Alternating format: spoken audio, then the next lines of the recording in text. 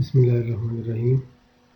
Welcome students to the second half of our chapter 15, which is inverse Laplace transform.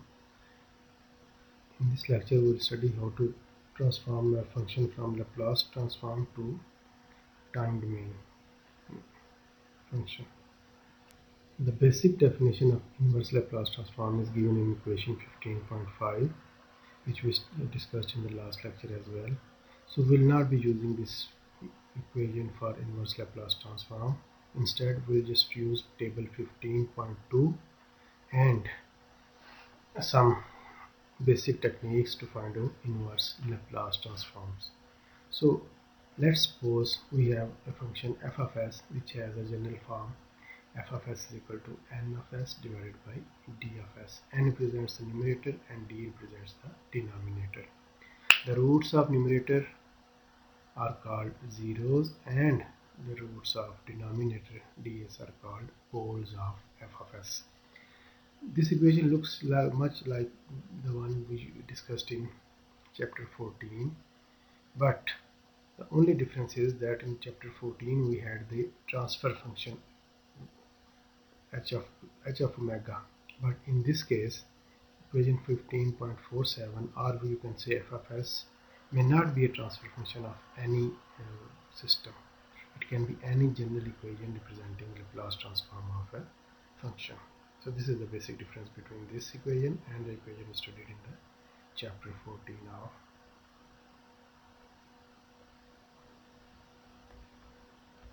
transfer function. So before going to the procedure, we'll just look at the steps to find out the inverse Laplace transform.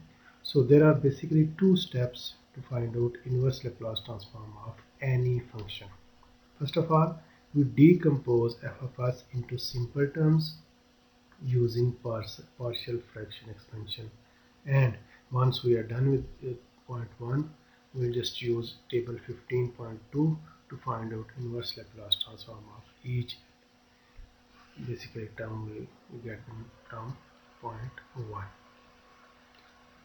Before going to the next step, we'll just look at that table 15.2 once again. So this is basically table 15.2. Keep one thing in mind, that all of these f of t's are defined for t greater than equal to 0, and all the given f of t's are supposed to be 0 for t less than 0. What does it mean? It means that whenever you transform any function from Laplace transform to f of t, you have to multiply it with u of t, given that f of t is 0 for t less than 0. So whenever a function is multiplied with u of t, it is clear that this function is 0 for t less than 0. So this is table 15.2. In the next slide as well, this is all the table 15.2 which we'll be using to find the inverse Laplace transforms. So whenever we want to find out inverse Laplace transform, we said that first of all we have to decompose, use this equation 15.49. When we are done with k1, k2 and k3, we'll have terms like k1, k2, k3 are also the constants, and p1, p2, p3 are also constants. So we'll have terms like, let's say, 2 over s plus 5, 5 over s plus 10, and so on. So just using table 15.2, we can find out their inverse Laplace transforms. For example, we are given f of s 3 over s minus 5 over s plus 1 plus 6 over s square plus 4. So in this example, partial fractions have been provided. So we don't need to do partial fractions. All we need to do is just use the table 15.2 and find out inverse Laplace transform of each term. For example, for the first term 3 over s, we'll just multiply 3 with 1 over s, and we'll see that Laplace transform of 1 over s is u of t. Similarly, we'll multiply minus 5 with 1 over s plus 1, and we'll see that Laplace transform of 1 over s plus 1 is e raised to power minus t, and so on. We can just see the third term as well.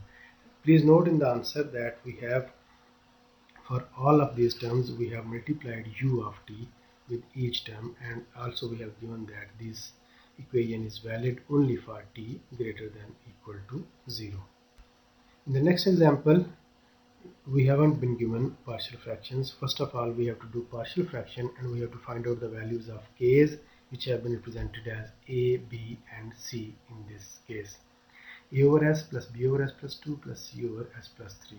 Now we have to find out the constants a, b and c. To find out these constants, we can use either residue method or we can use the algebraic method, whichever you find easy and whichever you have more practice on, you can use that method. In using both the methods, we can see that value of a is 2, b is minus 8 and c is 10.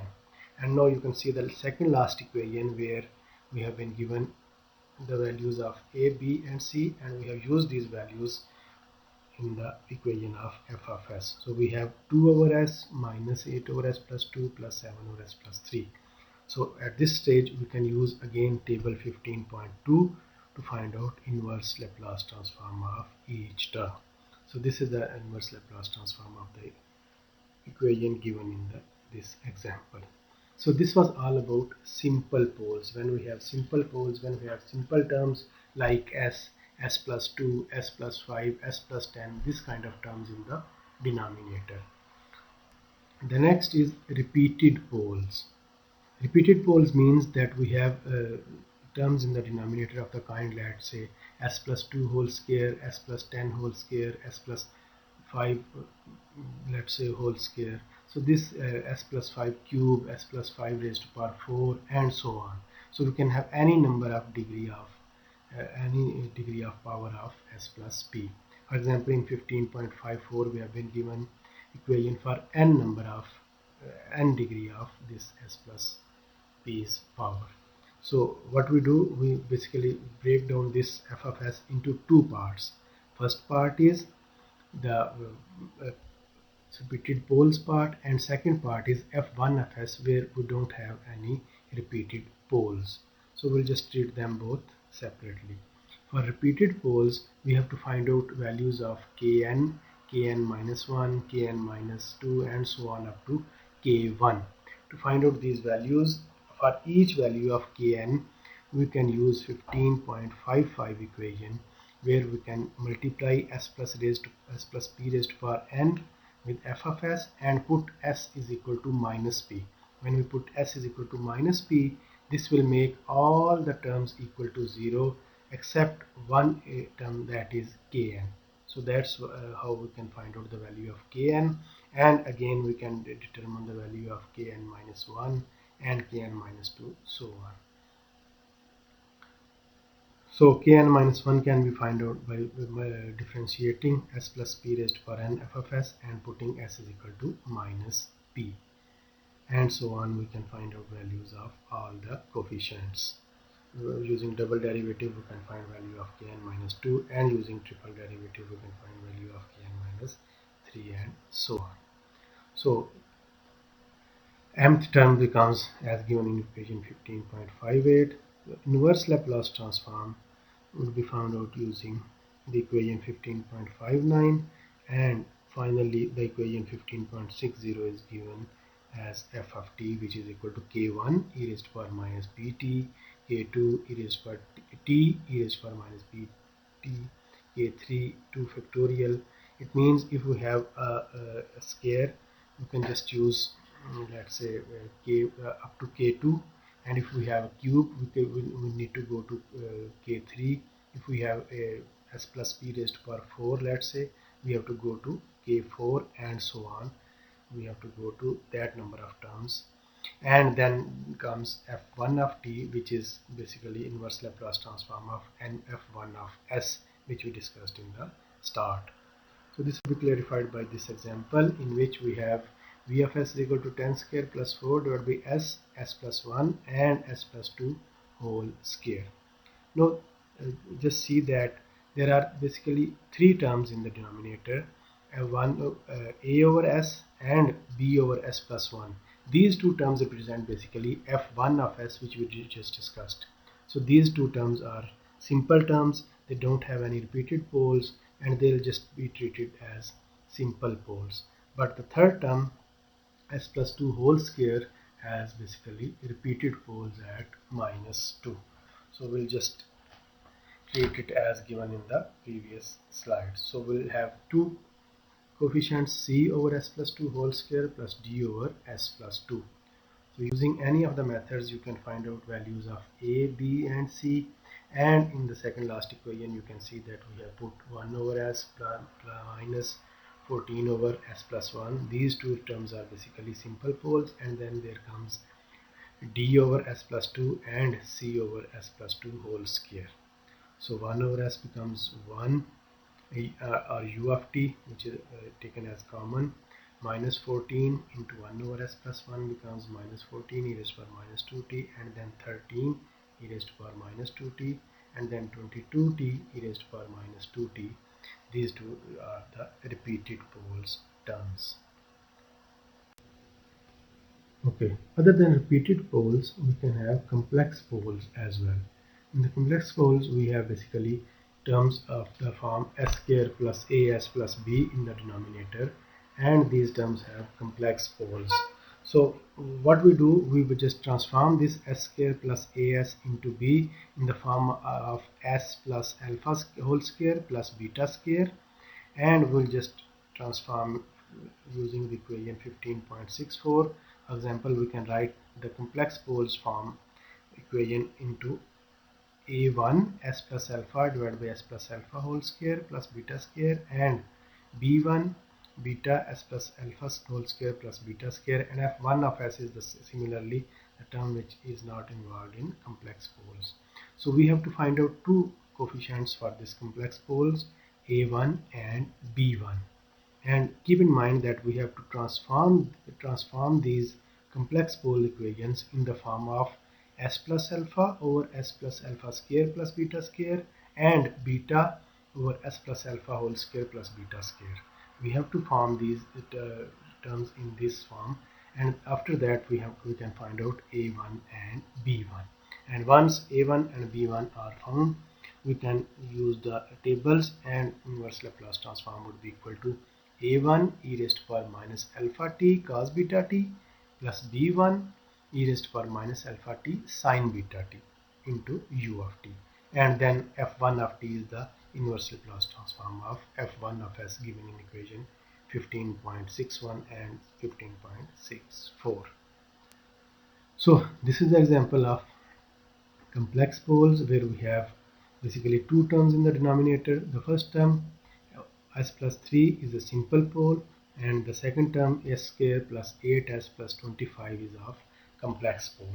So a over s plus 3 will be treated as simple pole, while bs plus c would be treated as complex pole.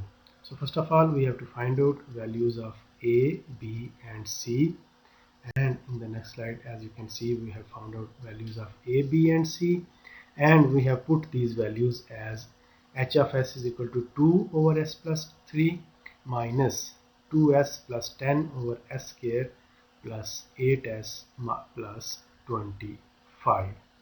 So as b and c are both negative, so this negative has been taken as common, and we have written equation minus 2s plus 10 over s square plus 8s plus 25.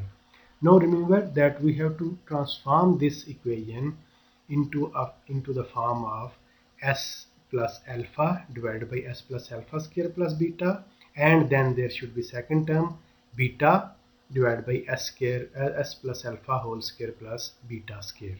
So we just break this a 10 into 8 and then just take 2 common, and we will have term of 2 into s plus 4 plus 2.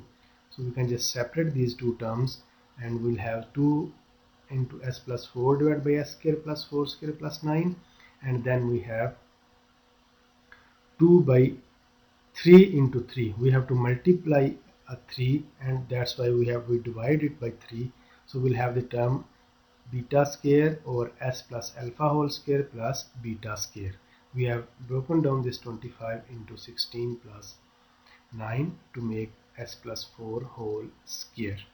So this is the important point which has been shown in this example. I'll just repeat this point so that we can understand it in a better way.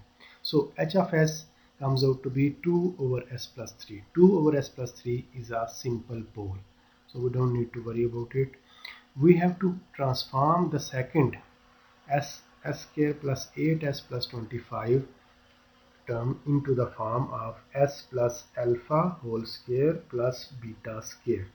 So we'll just break this s square plus 8s plus 25 into s square plus 8s plus 16 plus 9, and then we can write down it as s plus 4 whole square plus 3 square, which is 9.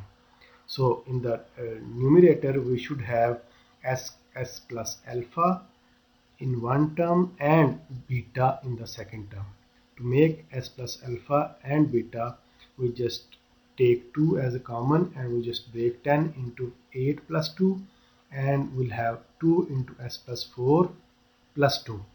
Now we'll just separate these two terms and we'll have 2 into s plus 4 over s plus 4 whole square plus 9, and then we have minus 2 over s square plus s plus 4 whole square plus 9. And to make a beta in the numerator, we have to divide and multiply with 3, so that we have of the form beta over s plus alpha whole square plus beta. So in this case, as we have written these terms into standard form, now we can directly write down their inverse Laplace as we have seen in the previous section.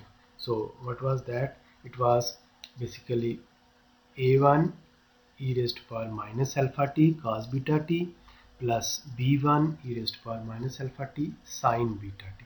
So that's what we have written down over here. Here alpha is basically equal to 4 and beta is equal to 3, and using these two constants we have written down these two equations. So 15.11.5 is the final answer in the time domain.